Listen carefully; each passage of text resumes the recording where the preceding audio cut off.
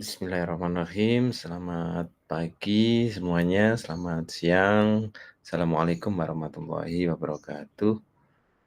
Untuk materi kita pertemuan pada minggu ini, kita kali ini akan melanjutkan, penguasaan keterampilan berbahasa Indonesia khususnya di bidang atau di area penulisan ya. Jadi kalau minggu-minggu sebelumnya kita sudah mendapatkan dasar-dasar dari penulisan, sekarang, lebih fokus kepada praktik ataupun penulisan yang berkaitan dengan kebutuhan, mahasiswa, yaitu penulisan proposal. Proposal itu apa? Karena Anda masih semester awal ya, 1 atau 2.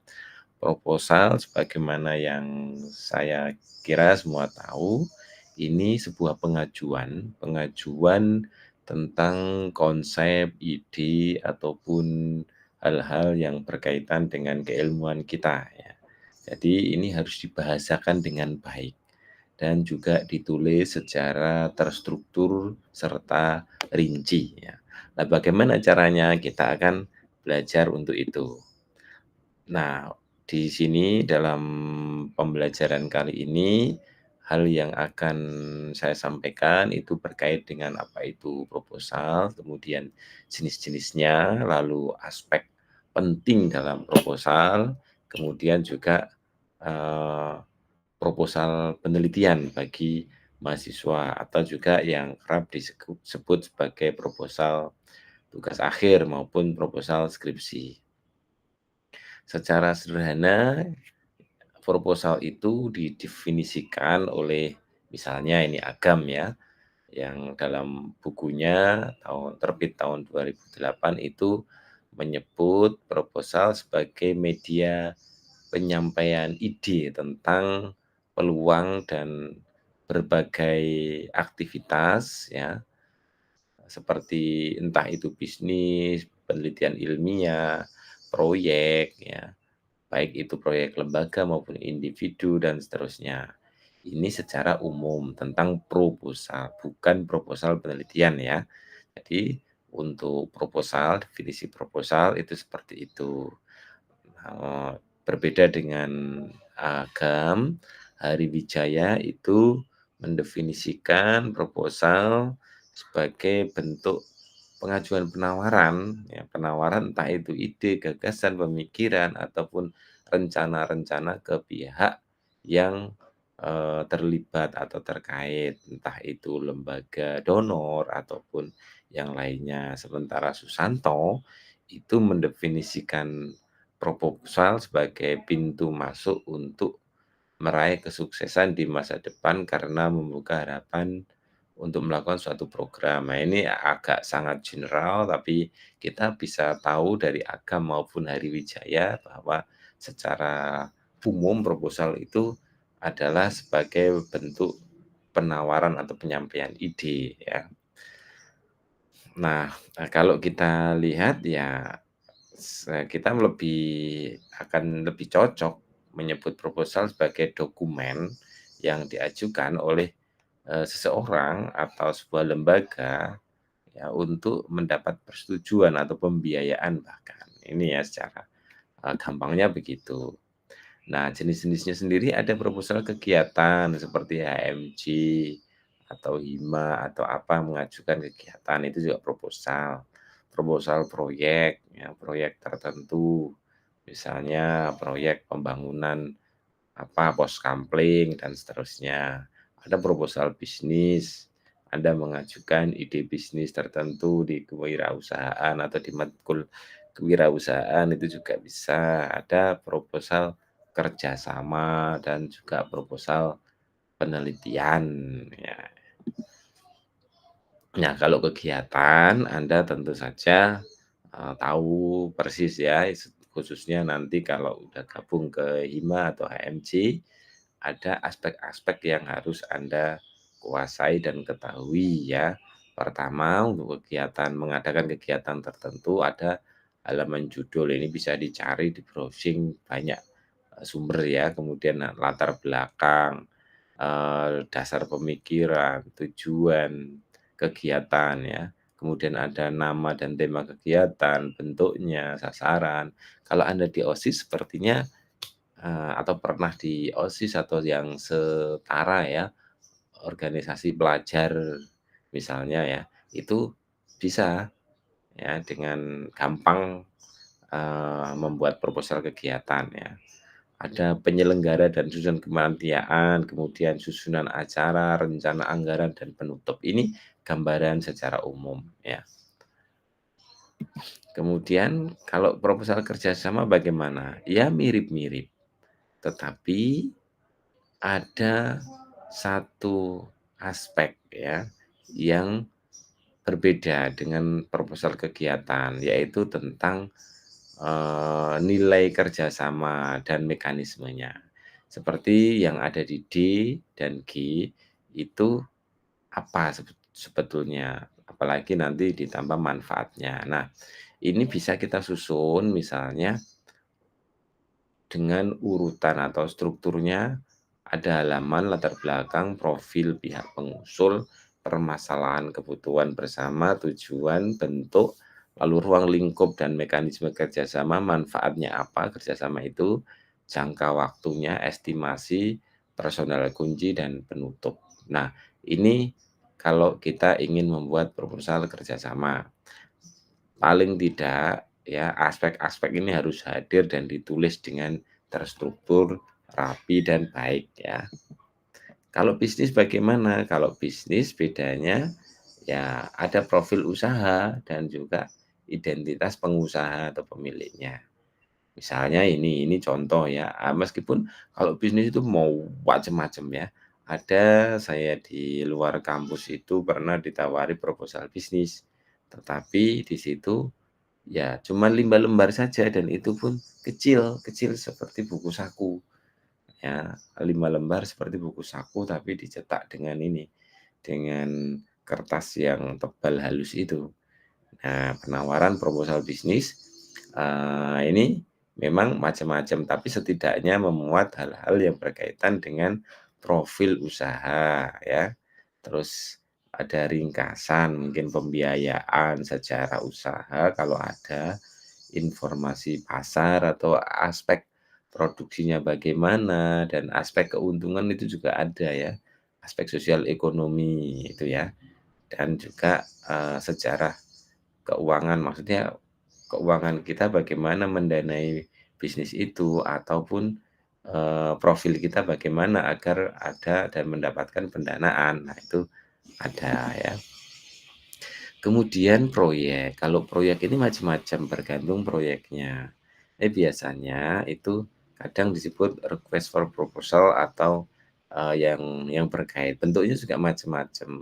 Tapi paling tidak kita bisa membuat, struktur seperti ini, ada lembar salinan, surat pengantar, halaman judul, kemudian juga ada pendahuluan, isinya apa, penetapan anggaran, dan lampiran-lampiran.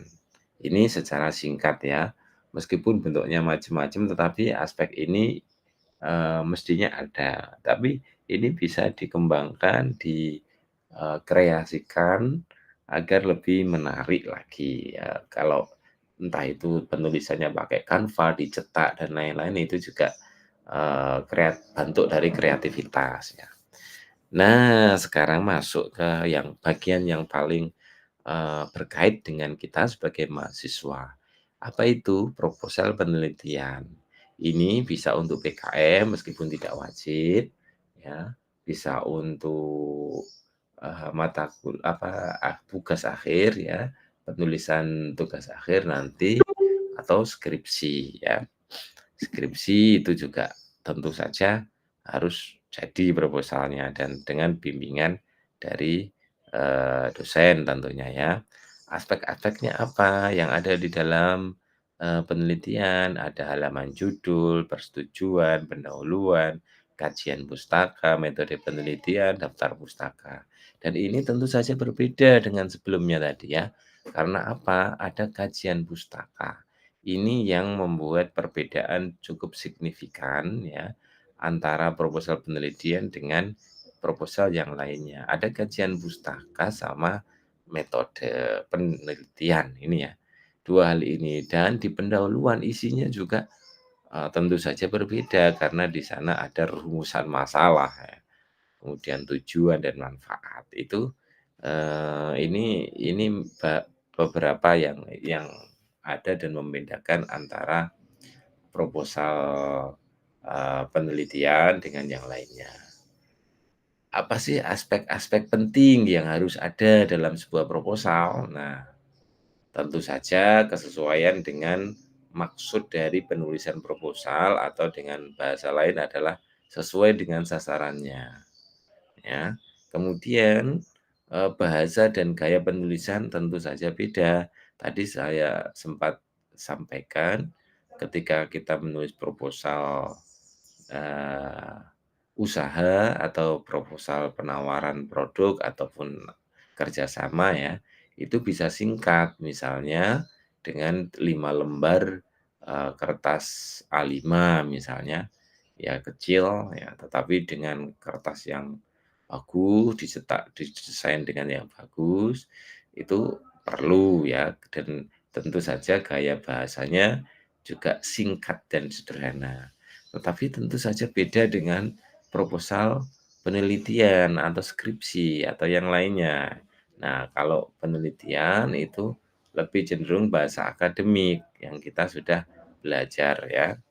Lalu data dan informasi. Biasanya kalau di penulisan proposal penelitian ini harus ada termasuk kajian pustaka tadi, ya.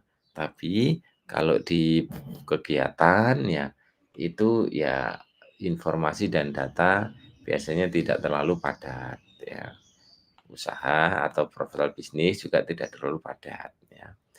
Etika penulisan proposal. Nah, ini strukturnya tadi ya harus terstruktur, harus berurutan dengan baik ya. Dan, etika penulisannya bagaimana. Jangan sampai menulis, terma-terma atau kata yang itu dapat, menyinggung ataupun, menyajikan terma atau gambar atau yang lainnya yang dapat menyinggung sasaran kita. Jadi harus betul-betul, dipenuhi aspek-aspek etika penulisan termasuk tata tulisnya ya, urutan-urutannya. Nah bagaimana menulis proposal penelitian untuk mahasiswa, maka di situ harus kita perhatikan ya, paling tidak ada 7 hal. Pertama, formalitas akademik. Nah, ini ditulis dengan bahasa formal, bahasa akademik. Kemudian keterampilan fundamental itu keterampilan penulisan.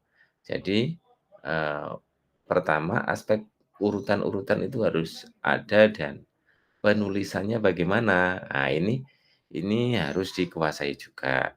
Keterampilan, ya penulisan secara akademik, menulis ilmiah, sama dengan itu ya, dan itu sudah kita pelajari ya. Terus fondasi pemenuhan tugas akhir, jangan sampai salah untuk melihat, panduan penulisan proposal. Karena kadang masing-masing prodi itu memiliki panduan yang beda dan masing-masing fakultas biasanya beda ya, dan kadang bahkan prodi pun beda ya. Nah, karena itu, hal-hal yang dasar misalnya di panduan, oh yang satunya ada definisi operasional, sementara yang lain, oh tidak perlu ada definisi operasional misalnya. Nah, itu harus dicek dulu di panduan yang berlaku ya. Nah, penulisan proposal penelitian sendiri itu, membutuhkan sistematika berpikir yang logis, flow-nya, urutan-urutan logikanya itu harus runtun ya.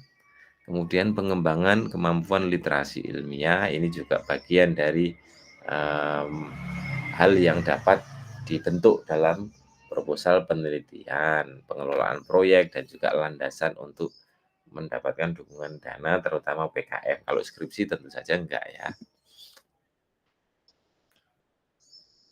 Nah, Kita akan mencoba untuk menganalisis, proposal ya.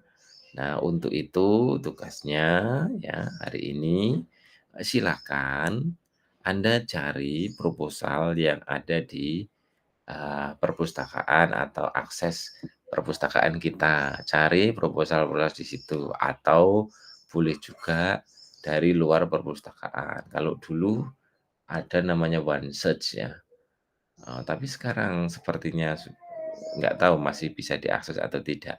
Atau cari di Google saja, proposal penelitian ya. Selanjutnya, tugas Anda apa? Anda analisis ya. Jadi Anda mencari, proposal secara online atau secara langsung di perpustakaan ya. Ya sekali-kali saya kira Anda harus ke perpustakaan ya. Coba cari di perpustakaan, kalau yang di Lida ya di perpustakaan pusat itu ada, kalau yang di Ketintang ya cari di prodi masing-masing atau di fakultas masing-masing mestinya ada. Biasanya lab atau apa, ruang baca ya. Coba, Anda cari ya skripsi atau proposal yang lainnya entah milik dosen Anda atau eee, milik mahasiswa, teman-teman kakak tingkat Anda ya. Anda cari dua proposal, ini individu tugasnya ya. Anda cari 2 proposal, lalu bandingkan ya, bandingkan. Bandingkan apa? Bandingkan, 2 proposal itu. Apa yang dibanding? Nah, yang dibanding seperti yang ada di tabel ini. Judulnya apa yang pertama, yang kedua judulnya apa, pengusulnya siapa, sistematikanya bagaimana, dan subbagian proposalnya bagaimana, ya. Itu, silakan nanti, dicari ya. Pak, dikumpulkan di mana? Di Google Drive seperti biasa ya, dikumpulkan di sana, di Google Drive. Nah, kalau sudah ya, tentu saja ini Anda harus membuat, eee, perbandingan dari keduanya ya. Pak, dikumpulkan dalam bentuk apa, Word atau, eee, yang satunya itu, Word atau ini Excel misalnya. Ya, Anda boleh kumpulkan dalam bentuk Word, Microsoft Word ya, atau juga boleh dikumpulkan, dalam bentuk Excel ya, tapi sebaiknya menurut saya coba fokus di Microsoft Word saja ya. Nah, oke, udah ya, ini coba coba nanti, silakan ya, Anda tugasnya Anda kerjakan ya.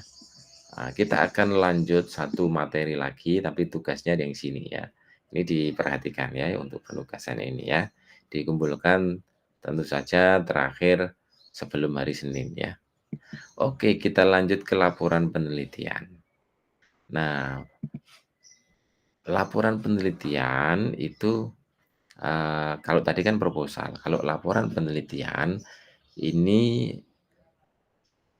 bagian dari proses penulisan karya ilmiah yang sifatnya sudah selesai atau tahapan-tahapan penelitiannya sudah selesai dan penulisan penelitiannya bagaimana. Nah, kalau kita lihat kerangkanya ya bagian-bagian yang harus ada dalam daftar isi itu ini, meliputi ini ya.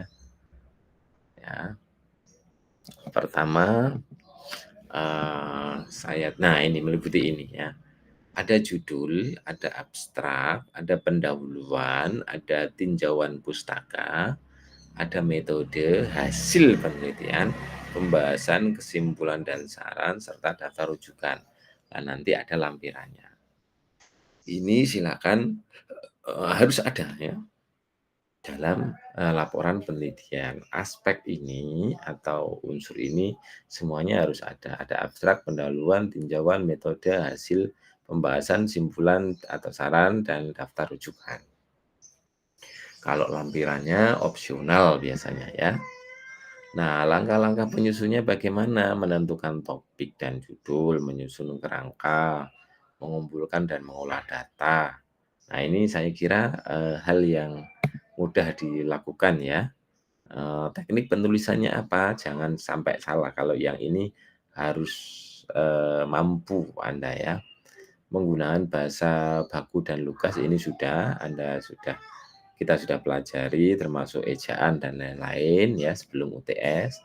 Menghindari plagiarisme, nah ini jangan plagiat, jangan menggunakan AI ya. Tulis dengan baik agar Anda mumpuni secara individu juga bisa menulis ya.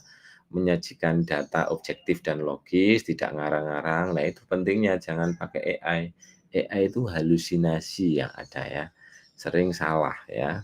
Nah, makanya, saya kira perlu juga untuk dan memang harus ya, menulis dengan, kemampuan penulisan Anda sendiri ya, dan sistematikanya tadi ya, seperti, struktur laporan penelitian ini ya. Ada abstrak, pendahuluan, tinjauan pustaka, metode, hasil penelitian, pembahasan, kesimpulan, dan saran serta rujukan ya. Nah, contoh laporan penelitian itu ini ya, judul misalnya ini pengaruh program ketahanan pangan terhadap penurunan stunting. Ya, abstraknya isinya itu di situ ya abstrak ada tujuan, metode, hasil, kesimpulan. Ini singkat kalau abstrak ya. Pendahuluan ada latar belakang, masalah, tujuan. Lalu hasilnya apa? Oh, penurunan stunting eh, dari 30% ke 18% melalui survei atau melalui wawancara dan lain-lain. Kesimpulannya bagaimana? Kesimpulan program ini berpengaruh signifikan terhadap, penurunan stunting ya. Itu dulu untuk pertemuan minggu ini, silakan beraktivitas karena memang mata kuliah bahasa Indonesia lebih banyak untuk beraktivitas ya. Tadi jangan lupa ya untuk mengirim hasil dari penelusuran, Anda terkait dengan pembandingan 2 proposal. Terima kasih, itu saja yang kita pelajari untuk pada kesempatan hari ini. Sampai jumpa di pertemuan, minggu berikutnya ya.